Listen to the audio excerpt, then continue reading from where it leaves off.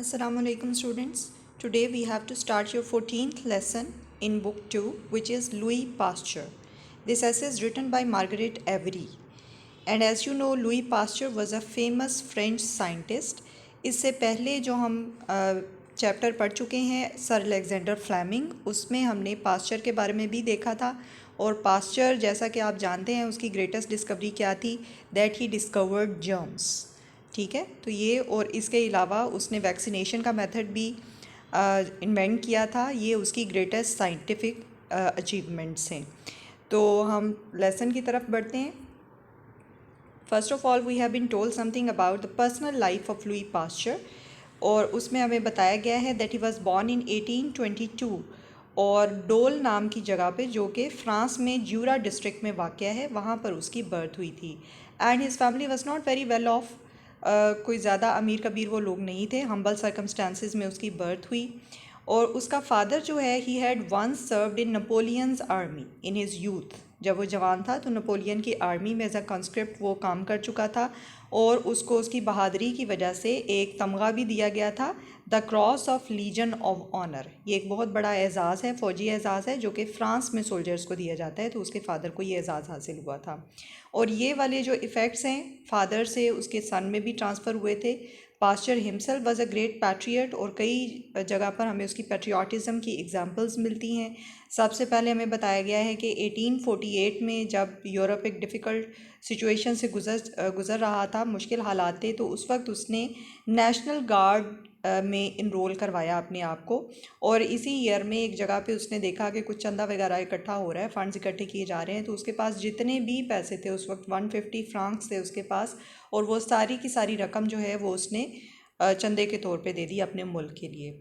इसके बाद 1870 में जब फ्रांस और जर्मनी की वॉर स्टार्ट हुई है, तब भी उसने अपने पेट्रियाटिज़म का सबूत इस तरह से दिया कि उसने नेशनल गार्ड में इनरोल होने की कोशिश की, लेकिन आर्मी वालों ने उसको रिफ्यूज़ कर दिया और ये कहा कि एक हाफ़ पैरालाइज्ड मैन जो है, उससे आर्मी में कोई फ़ायदा नहीं उठाया जा सकता। इसका बैकग्राउंड ये है कि 2 साल पहले 1868 में उसको स्ट्रोक हुआ था, पैरालिसिस का अटैक हो गया था। तो उसकी वजह से उसकी बॉडी काफ़ी हद तक इफ़ेक्ट हो गई थी, अच्छे तरीके से वो अपनी बॉडी को मूव नहीं कर सकता था। इस वजह से उसे आर्मी में लेने से इनकार कर दिया गया, जिस पर वो बहुत मायूस हुआ। इसके बाद हमें बताया गया कि when he was 2 years old, तो उसकी फैमिली डोल से आरबॉइस नाम के कस्बे में मूव कर गई, और वहाँ पर उसके फादर ने एक छोटी सी टेनरी यानी चमड़ा रंगने की जो फैक्ट्री होती है वो ख़रीद ली, और वहाँ पर फिर उसको स्कूल में दाखिल करवाया गया। उसके स्कूल का नाम कम्युनल कॉलेज था, लेकिन शुरू में उसने बिल्कुल भी स्टडीज़ में इंटरेस्ट शो नहीं किया, बल्कि ज़्यादातर वो खेलने में, फ़िशिंग करने में और स्केचेस बनाने में, अपने कंपेनियंस के स्केचेस बनाने में ज़्यादा इंटरेस्टेड था। लेकिन जल्दी उसको एहसास हो गया कि उसकी फ़ैमिली जो है वो उसकी एजुकेशन बड़ी मुश्किल से उसके ख़राजात पूरे कर रही है, एक बहुत बड़ा ड्रेन है उसकी फ़ैमिली फ़ंड्स के ऊपर। तो फिर वो बिल्कुल सीरियसली अपनी पढ़ाई की तरफ मतवज्जो हो गया, और इतना डिवोटेडली उसने पढ़ाई पर तवज्जो देना शुरू कर दी कि वो ग्रेटेस्ट साइंटिस्ट बन गया, और सारी ज़िंदगी वो इसी डिवोशन के साथ काम करता रहा। इसके बाद बिसेनकन नामी कॉलेज में उसने एडमिशन लिया, क्योंकि वहाँ पर आरबॉइस के अंदर जो स्कूल था, वहाँ पर फ़िलासफ़ी टीच नहीं की जाती थी। तो इसलिए बिसेनकन में उसने एडमिशन लिया, और वहाँ पर साइंस और आर्ट्स में उसने ग्रेजुएशन कर ली। और यहाँ पर हमें बताया गया है कि वो बहुत ही क्यूरियस किस्म का स्टूडेंट था, और ख़ास तौर पे केमिस्ट्री में उसको बहुत ज़्यादा इंटरेस्ट था। तो वो अपने केमिस्ट्री के टीचर से अनआंसरेबल क्वेश्चंस पूछता था, यानी ऐसे क्वेश्चंस पूछता था जो अभी तक उसका कोई आंसर नहीं था साइंटिस्ट के पास। तो उसका टीचर उससे बहुत ही परेशान था, और वो बार बार उसको कहता था कि टीचर को स्टूडेंट से क्वेश्चंस पूछने चाहिए, ना कि जो स्कॉलर है यानी कि स्टूडेंट है उसको अपने टीचर से क्वेश्चंस पूछने चाहिए। बहरहाल इसके बाद इसी यहाँ से ग्रेजुएशन करने के बाद उसको कॉलेज स्टाफ में जॉब दे दी गई, यानी वो कॉलेज स्टाफ का हिस्सा बन गया, टीचिंग स्टार्ट कर दी उसने। इसके बाद 1842 में जब वो 20 साल का था, तो उसने इकोल नॉर्मेल, जो कि बहुत बड़ी यूनिवर्सिटी है, बहुत मशहूर यूनिवर्सिटी है फ़्रांस की, वहाँ पर उसने एडमिशन के लिए अप्लाई किया और जो एंट्रेंस टेस्ट हुआ उसमें वो 14th नंबर पर आया। तो वो बहुत ही ज़्यादा इससे डिसअपॉइंटेड हुआ, इतना ज़्यादा कि उसने कहा कि वो एडमिशन नहीं लेगा।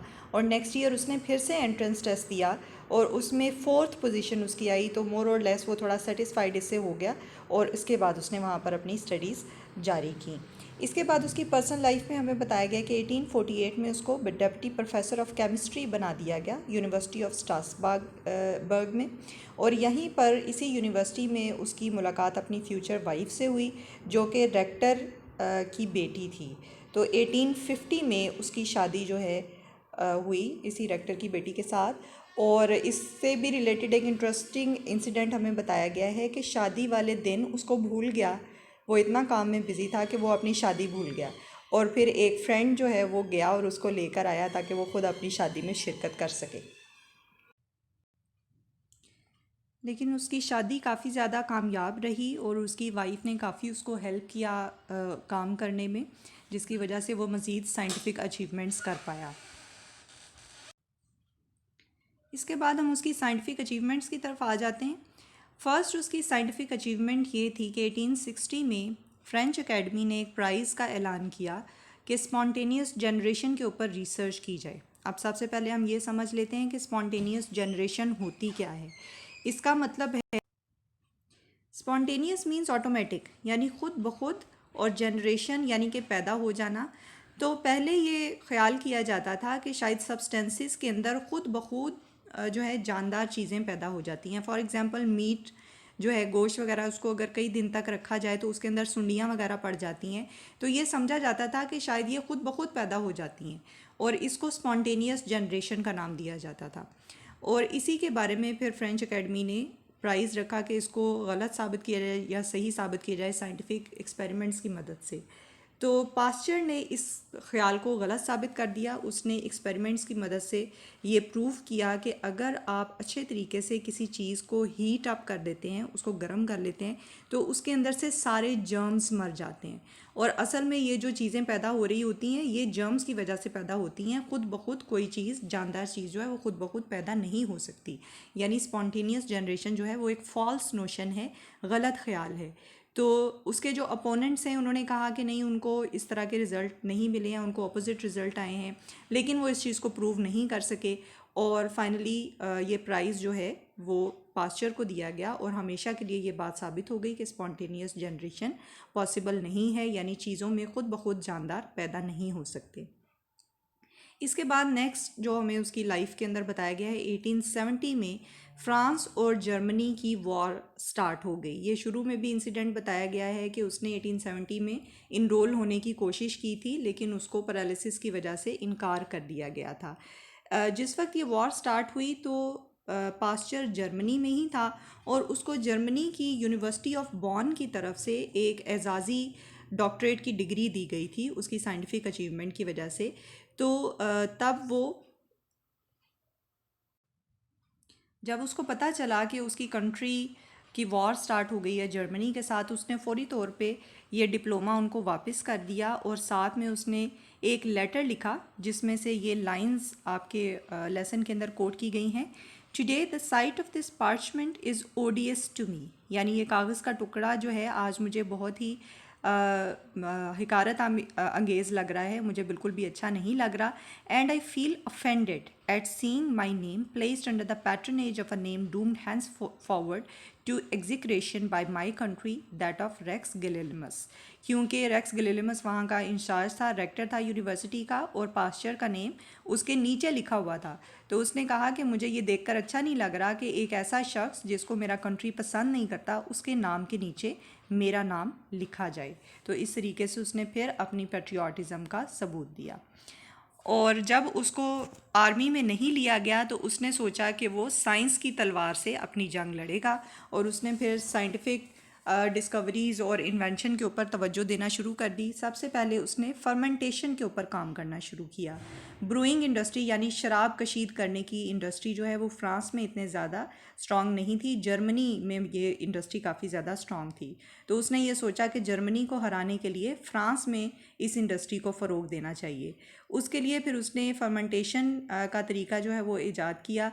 फर्मेंटेशन भी किस तरीके से होती है कि किसी भी चीज़ में इसको ख़मीर करना कहते हैं, ठीक है। और ख़मीर भी कैसे होती है, आप जर्म्स को इंक्लूड करते हैं, जैसे ईस्ट वगैरह जो है जब आप डालते हैं तो वो चीज़ फूलने लगती है, फर्मेंट हो जाती है, फिर उसके अंदर से शराब निकाली जाती थी। तो ये जो फर्मेंटेशन का तरीका है ये भी पास्चर की डिस्कवरीज़ में से एक है। इसकी वजह से फ़्रांस की ब्रूइंग इंडस्ट्री को काफ़ी ज़्यादा फ़ायदा हुआ। बल्कि एल्डस हक्सले जो कि एक इंग्लिश फ़िलासफ़र हैं, उनका ये कहना है कि सिर्फ पास्चर की डिस्कवरी की वजह से जो भी जंग में नुकसान हुआ था उसका आधा हिस्सा पे बैक हो गया फ़्रांस को। लेकिन इससे भी ज़्यादा इम्पोर्टेंट रिज़ल्ट इसका ये हुआ कि इस थेरी की वजह से लॉर्ड लिस्टर, जिनको पहले आप सर अलेक्जेंडर फ्लेमिंग में इनका भी नाम सुन चुके हैं, जो इंग्लिश सर्जन थे, और इन्होंने क्या किया था, इन्होंने सबसे पहले कार्बोलिक एसिड की मदद से जो है स्टेरिलाइज़ किया था हर चीज़ को, ठीक है। तो लॉर्ड लिस्टर को भी फर्मेंटेशन के ऊपर जो पास्चर का वर्क था उसी को देखकर ख्याल आया कि शायद जो वूंड इन्फ्लेमेशन है, यानी ज़ख़म भी ऐसे ही होता है ना कि ज़ख़म के अंदर बैक्टीरिया चले जाते हैं तो वो फूल जाता है, उसके अंदर स्वेलिंग हो जाती है, पस पड़ जाती है। तो ये जो इन्फ्लेमेशन है, उन्होंने सोचा कि शायद ये भी फर्मेंटेशन की तरह की ही एक चीज़ है, और जिस तरह से बैक्टीरिया की वजह से फर्मेंट हो जाती है कोई चीज़, शायद इसी तरह से बैक्टीरिया या जर्म्स की वजह से वूंड्स भी इन्फ्लेम होते हैं, उसके अंदर इन्फ्लेमेशन जो है वो बैक्टीरिया की वजह से पैदा होती है। और ये बात बिल्कुल दुरुस्त साबित हुई। और आगे आपने पढ़ा हुआ है कि किस तरीके से फिर उन्होंने कार्बोलिक एसिड की मदद से सारे बैक्टीरिया जर्म्स को पहले किल कर लिया। और पहले सर्जरी के हालात काफ़ी ख़राब होते थे, जितनी भी सर्जरीज़ की जाती थी उसमें बाद में ज़ख़म बिगड़ जाता था, उसमें इन्फ्लेमेशन हो जाती थी और पेशेंट की डेथ हो जाती थी। तो इस चीज़ को काफ़ी हद तक कंट्रोल कर दिया गया। और उसके बाद एंटीसेप्टिक और असेप्टिक मेथड्स भी डिटेल में हम पढ़ चुके हैं। एंटीसेप्टिक मेथड में मैं आपको याद करवाती चलूँ कि केमिकल्स की मदद से, पॉइजन्स की मदद से जर्म्स को किल किया जाता है, जबकि असेप्टिक मेथड में हीट की मदद से या हरारत की मदद से, यानी कि एक्सट्रीम टेम्परेचर पर जर्म्स को किल किया जाता है। और इन दोनों मेथड्स की वजह से अब सर्जरी बहुत सेफ़ हो चुकी है। वापस पास्चर की तरफ आते हैं और देखते हैं कि फिर उसने डिज़ीज़ के ऊपर सबसे पहले काम कैसे करना शुरू किया। सबसे पहली डिज़ीज़ जिस पर पास्चर ने वर्क किया वो सिल्क वॉर्म डिज़ीज़ थी, यानी रेशम के कीड़ों की डिज़ीज़। अब यहाँ पर फ्रांस में सिल्क वॉर्म इंडस्ट्री जो है वो बहुत ज़्यादा फ्लरिश कर रही थी।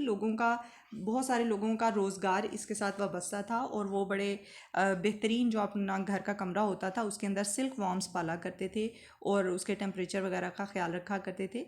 लेकिन क्या हुआ कि एक बार बहुत ही ज़्यादा एक डिज़ीज़ फैल गई सिल्क वॉर्म्स के अंदर, जिसकी वजह से सिल्क वॉर्म्स बीमार होना शुरू हो गए, मरना शुरू हो गए, और ये इंडस्ट्री बहुत ज़्यादा नुकसान में चली गई। जब ये प्रॉब्लम बहुत ज़्यादा बढ़ गया और उसका कोई तरीका नहीं समझ में आ रहा था, तो गवर्नमेंट ने पास्चर से रिक्वेस्ट की कि वो जाए इस डिस्ट्रिक्ट में, सिल्क वॉर्म डिस्ट्रिक्ट में, और वहाँ पर जाके इन्वेस्टिगेट करे। पहले तो पास्चर ने उसको रिफ्यूज़ कर दिया, because he was not bacteriologist और biologist, he was basically a chemist, उसका फील्ड केमिस्ट्री था। लेकिन जब उसने देखा कि उसके लोग बहुत ज़्यादा सफ़र कर रहे हैं, तो फिर उसने इस काम को करने की हामी भर ली और वो उस डिस्ट्रिक्ट में रवाना हो गया जहाँ पर सिल्क वॉर्म डिज़ीज़ फैल रही थी। तो वहाँ पर ऑलरेडी जो अर्लियर इन्वेस्टिगेटर्स हैं उन्होंने एक जर्म देखा था सिल्क वॉर्म्स के अंदर, बीमार सिल्क वॉर्म्स के अंदर। तो पास्चर ने जाकर जब रिसर्च की है तो उसने इस चीज़ को कंफर्म किया कि वाकई ये एक जर्म की वजह से फैल रही है, और इसको कंट्रोल करने के फिर उसने कुछ तरीके उनको सजेस्ट किए। उनको बताया कि ज़्यादा वो ओवर क्राउडिंग से बचें, यानी कि बहुत ज़्यादा सिल्क वॉर्म्स को एक ही कमरे में ना रखें। फिर ये कि जो हेल्दी सिल्क वॉर्म्स हैं उनको डिजीज़ सिल्क वॉर्म से अलग रखा जाए, और इसी तरह जो अंडे देते हैं, जो हेल्दी अंडे हैं, उनको सॉर्ट आउट कर लिया जाए, और जो डिजीज़ सिल्क वॉर्म्स की तरफ से आते हैं उनको तल्फ कर दिया जाए। तो इस तरह के इकदाम करने की वजह से काफ़ी हद तक ये डिज़ीज़ जो है उसको कंट्रोल कर लिया गया, और उसने सिल्क वॉर्म इंडस्ट्री को भी काफ़ी ज़्यादा फ़ायदा पहुँचाया। इसी डिज़ीज़ के ऊपर जब वो काम कर रहा था तो 1868 में उसको स्ट्रोक हुआ। जैसे कि पहले बताया कि पैरालिसिस उसको हो गया था और कहा जाता है कि ये उसको ओवरवर्क की वजह से ही हुआ था, बहुत ज़्यादा काम करने की वजह से उसको ये स्ट्रोक हो गया। तो उसकी बॉडी तो काफ़ी हद तक मुतासिर हो गई, लेकिन चंद साल के बाद उसका माइंड जो है वो बिल्कुल ठीक था और वो दोबारा से उसने अपनी साइंटिफिक रिसर्च शुरू कर दी और 1877 में उसने पहली कैटल डिजीज़ के ऊपर काम किया जिसका नाम एंथ्रॉक्स था। और एंथ्रॉक्स के काम करने के दौरान ही उसने उसका प्रिवेंटिव ट्रीटमेंट, यानी इससे कैसे बचाव किया जाए, किस तरह से इससे महफूज रहा जा सकता है, वो भी उसने डेवलप किया और उसने एक वैक्सीन जो है उसकी ईजाद की।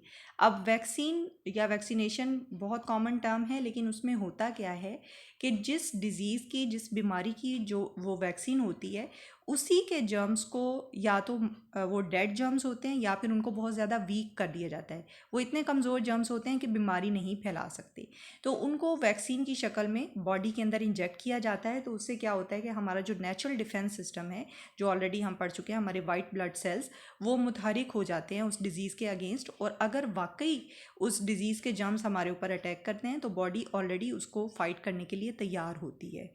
तो इस तरीके से वैक्सीनेशन हमें बीमारियों से बचा लेती है। तो उसने सबसे पहले पास्चर ने एंथ्रॉक्स की वैक्सीन डेवलप की थी। इसके बाद उसने ह्यूमन डिजीज़ के ऊपर काम करना शुरू कर दिया। मुख्तलिफ हॉस्पिटल्स में वो गया, वहाँ पर जो पेशेंट्स का इन्फेक्शियस मटीरियल था उसको कलेक्ट किया, उसके ऊपर उसने जब तजर्बात किए तो उसे पता चला कि सारी की सारी डिजीज़ जो हैं वो किसी ना किसी जर्म की वजह से ही होती हैं। तो एक बार वो किसी सेमिनार को अटेंड कर रहा था और एक बहुत बड़ा डॉक्टर जो है वो लेक्चर दे रहा था। उस वक्त प्यूरपरल फीवर नाम की बीमारी काफ़ी ज़्यादा आम होती थी। ये ऐसा बुखार है जो बच्चे की पैदाइश के बाद माँओं को अक्सर हो जाता है। तो उस वक्त मैटरनिटी हॉस्पिटल्स में प्यूरपरल फीवर से बहुत ज़्यादा ख़वातीन अफेक्ट होती थी और उनकी डेथ भी हो जाती थी। तो जैसे मैंने बताया कि सेमिनार में डॉक्टर उसके बारे में लेक्चर दे रहा था, तो अचानक से पास्चर उठा और उसने कहा कि नहीं, इसकी कोई भी कॉजेज़ जो आप बता रहे हैं वो सही नहीं है, और उसने कहा कि ये एक जर्म है जिसकी वजह से ये फ़ीवर होता है। तो डॉक्टर ने उसको रिफ्यूट करने की कोशिश की, उसकी तरदीद करने की कोशिश की, तो वो फ़ौरन वाइट बोर्ड की तरफ गया और उसने वहाँ पर जर्म की तस्वीर ड्रॉ की और कहा कि ये इसकी पिक्चर है। यानी कि वो इतना ज़्यादा उसके ऊपर रिसर्च कर रहा था जर्म्स के ऊपर। ठीक है, इसके बाद जो है उसका इम्पोर्टेंट एक अचीवमेंट क्या है कि उसने वैक्सीनेशन का तरीका जो है ईजाद किया। ये पहले ही आप एंथ्रॉक्स के बारे में पढ़ चुके हैं, लेकिन इसके बाद ह्यूमन डिजीज़ में भी उसने वैक्सीनेशन का तरीका जो है दरियाफ्त कर लिया। और वो कैसे दरियाफ्त हुआ, एक दफ़ा वो फाउल कॉलेरा के ऊपर काम कर रहा था, यानी परिंदों की एक बीमारी जो है उसके ऊपर वो काम कर रहा था। कुछ दिन के लिए वो वकेशन पर चला गया और उसने वहाँ पर जर्म्स जो है उसकी कॉलोनीज़ बनाई हुई थी। जब वो वापस आया तो उसे पता चला कि वो जर्म्स जो है बहुत ज़्यादा वीक हो चुके थे, या मर चुके थे, या मर रहे थे। तो उसको ये ख्याल आया, उसने ये जो वीक जर्म्स है इनको हेल्दी बर्ड्स के अंदर इनॉक्यूलेट कर दिया, यानी कि इंजेक्ट कर दिया, इंजेक्शन लगा दिया। तो वो परिंदे जो हैं थोड़ा सा बीमार हुए, लेकिन वो इस बीमारी से रिकवर कर गए। फिर उसने जो ख़तरनाक किस्म के जर्म्स हैं फाउल कॉलेरा के, उनको इंजेक्ट किया उनकी बॉडी के अंदर। तो जो परिंदे जिनको पहले वैक्सीन दी गई थी वो फिर भी रिकवर कर गए, लेकिन जो जिनको पहले वैक्सीनेशन नहीं मिली हुई थी वो उसकी वजह से मर गए। तो इससे उसको पता चला कि वैक्सीनेशन की वजह से बॉडी के अंदर डिफेंस सिस्टम मजबूत हो जाता है और वो डिज़ीज़ के ख़िलाफ़ आपको तहफ़्फ़ुज़ फराहम करती हैं। तो इस तरीके से उसने ये वैक्सीनेशन का मेथड दरियाफ्त किया। और फर्स्ट ह्यूमन डिज़ीज़ जिस पर उसने वैक्सीनेशन का तरीका आजमाया वो हाइड्रोफोबिया थी। हाइड्रोफोबिया या रेबीज़, ये कहा जाता है पागल कुत्ते के काटने की वजह से डिज़ीज़ हो जाती है, और ये बड़ी ख़तरनाक किस्म की बीमारी है। बहुत ज़्यादा सफ़र करता है उसका जो पेशेंट होता है, उसको बहुत ज़्यादा तकलीफ़ का सामना करना पड़ता है। यहाँ पर बुक के अंदर पेज नंबर 73 पर इसकी एक एग्ज़ाम्पल दी गई है कि एक फ्रेंच हॉस्पिटल में एक 5 साला बच्चे को लाया गया और उसके अंदर सारी ही हाइड्रोफोबिया की इलामात पाई जा रही थी। कौन कौन सी उसके अंदर इलामात थी? स्पैज़म्स, यानी कि उसको जो है झटके लग रहे थे। रेस्टलेसनेस उसके अंदर मौजूद थी, यानी कि बहुत ज़्यादा वो बेचैनी फ़ील कर रहा था। इसके अलावा shudders, at the least breath of air, ज़रा सी हवा उसको लग जाती थी तो उसकी बॉडी कांपना शुरू हो जाती थी। एन आर्डेंट थर्स्ट, और उसको बहुत ज़्यादा प्यास लग रही थी। Accompanied with an absolute impossibility of swallowing, और कोई भी चीज़ उससे स्वेलो नहीं की जा रही थी। कन्वल्सिव मूवमेंट्स, ये वही है, झटके लगना, फिट्स ऑफ फ्यूरियस रेज, और बहुत ज़्यादा गुस्से के दौरे पड़ना, ये सारी चीज़ें उस बच्चे के अंदर मौजूद थी। The child died after 24 hours of horrible suffering suffocated by the mucus which filled his mouth cavity, और बच्चा जो है वो सिर्फ 24 आवर्स में उसकी डेथ हो गई, क्योंकि उसके मुंह के अंदर म्यूकस जो है झाग बन गया था, और उसकी वजह से उसकी जो सांस की नाली है वो चोक हो गई, और उसकी वजह से उसकी डेथ हो गई थी। तो ये इतनी ज़्यादा ख़तरनाक किस्म की बीमारी है। उसके बाद पास्चर ने इसके लिए भी वैक्सीनेशन का तरीका ही जो है आज़माया, और सबसे पहला केस उसके पास एक बच्चा लाया गया जिसका नाम जोसेफ माइस्टर था, और उसको 2 दिन पहले एक पागल कुत्ते ने काट लिया था। अब उसके अंदर कोई सिम्टम्स अभी नहीं आई थी, क्योंकि अक्सर 10 या 12 दिन के बाद ही इसकी सिम्टम्स जो हैं वो ज़ाहिर होना शुरू होती हैं। तो पास्चर ने वैक्सीनेशन की मदद से उसका इलाज करना शुरू किया, उसने उसको इंजेक्शंस देने शुरू कर दिए, और वो बहुत ज़्यादा परेशान था कि इसका क्या रिज़ल्ट होगा, लेकिन ये बच्चा मुकम्मल तौर पर सेहतयाब हो गया। तो इस तरीके से ये जो इनाकुलेशन वाला तरीका इलाज है, अभी भी जो पागल कुत्ते के कांटे के मरीज़ हैं उनको इंजेक्शंस दिए जाते हैं, तो वो बेसिकली वैक्सीन होती है, और ये वैक्सीन भी पास्चर की ही दरियाफ़्त करता है। लेकिन इससे भी ज़्यादा इम्पोर्टेंट, क्योंकि साइंटिफिक फील्ड ऐसी है कि वो एक चेन बनाती है, एक डिस्कवरी दूसरी डिस्कवरीज़ के साथ रिलेटेड होती है। तो ज़्यादा इम्पोर्टेंट बात ये थी कि इस तरीका इलाज की वजह से दूसरे साइंटिस्ट को भी तहरीक मिली, वो भी स्टिमुलेट हुए कि वो इसी तरह के जो हैं जर्म्स भी डिस्कवर करें और तरीका इलाज भी डिस्कवर करें। तो आहिस्ता आहिस्ता फिर दूसरे साइंटिस्ट ने कंजम्पशन, डिप्थीरिया, टाइफाइड, लॉकजॉ या जिसको टेटनस कहा जाता है, कॉलेरा, माल्टा फीवर, इन सारी बीमारियों के जर्म्स डिस्कवर कर लिए। ना सिर्फ जर्म्स डिस्कवर किए बल्कि उनकी एंटीटॉक्सिन्स भी बना ली, यानी उनकी वैक्सीन्स भी तैयार कर ली गई, और इसमें बड़ी डिटेल से हमें लेसन के अंदर बताया गया है। 1893 में डिप्थीरिया की एंटीटॉक्सिन या वैक्सीन जो है वो डिस्कवर की गई, जिसकी वजह से पहले जो डेथ रेट 30.4% था, अब वो सिर्फ 8.3% रह गया। इसी तरह 1894-95 में प्लेग के जर्म्स और जीजी फ्लाई डिज़ीज़ जो है उसको डिस्कवर कर लिया गया। 1896 और 97 में टाइफाइड और प्लेग की वैक्सीनेशन जो है वो दरियाफ्त हो गई, और उसकी वजह से बहुत सारी इंसानी जानें बच पाईं। इसी तरह टाइफाइड फीवर जो है वो भी काफ़ी हद तक कम हो गया, इंडिया की एग्जांपल दी गई है।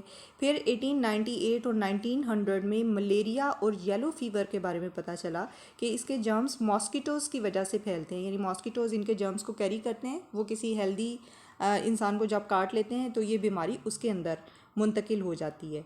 तो अब हम जानते हैं जैसे डेंगू फीवर भी आजकल बहुत ज़्यादा उसका है, कॉमन है। तो हमें पता है कि अगर हम मॉस्किटो बाइट से बच सकें, उसके 2 तरीके हैं, या तो मॉस्किटो की कॉलोनीज़ जो हैं, गंदा पानी कहीं खड़ा हो उसको ड्रेन आउट कर दिया जाए तो उससे हम बच सकते हैं, या फिर मॉस्किटो नेट्स का इस्तेमाल करें या मॉस्किटो रिपेलेंट्स का अगर इस्तेमाल किया जाए तो इन सारी डिजीज़ से बचा जा सकता है।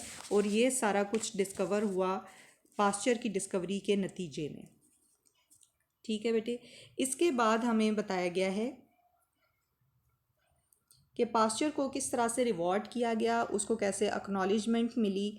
1888 में पास्चर इंस्टीट्यूट नाम का एक इंस्टीट्यूट बनाया गया, पेरिस में इसको जो है तामीर किया गया था, और पास्चर इसकी वजह से बहुत ज़्यादा खुश था।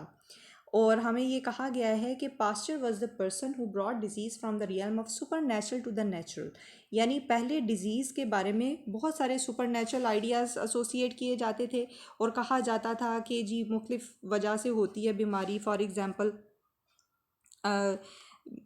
चांद का जो है मलीशियस अफेक्ट होता है, उसकी वजह से मिर्गी के दौरे पड़ते हैं, और इसी तरह से बुरी नज़र लग जाती है। और फीवर और एपिलेप्सी के बारे में भी ये ख्याल किया जाता था कि ये किंग्स ईवल है। ठीक है, ट्यूबरकुलोसिस टीबी जो है वो किंग्स ईवल है, यानी कि बादशाह अगर उस पेशेंट को टच कर देगा तो वो क्योर हो जाएगा, वो ठीक हो जाएगा। तो इस तरह के बहुत सारे सुपरस्टिशियस आइडियाज़ एसोसिएट किए जाते थे मेडिकल फील्ड के साथ। लेकिन पास्चर ने हमें बताया कि बीमारी जर्म्स की वजह से होती है, तो उसकी एक नेचुरल रीज़न है, कोई सुपर नेचुरल वजह बीमारी की नहीं होती। तो एक तरह से मुकम्मल तौर पे अगर मेडिकल फील्ड को साइंटिफिक फील्ड बनाया है तो वो पास्चर की वजह से हो सका। पास्चर की 1895 में डेथ हुई, जबकि वो 73 इयर्स का था और उसको पास्चर इंस्टीट्यूट में ही दफन किया गया है। लेकिन ये एक बहुत ग्रेट साइंटिस्ट था और उसकी वजह से मेडिकल फील्ड जो है वो आज उस मुकाम पर खड़ी है जहाँ पर हम उसे देखते हैं।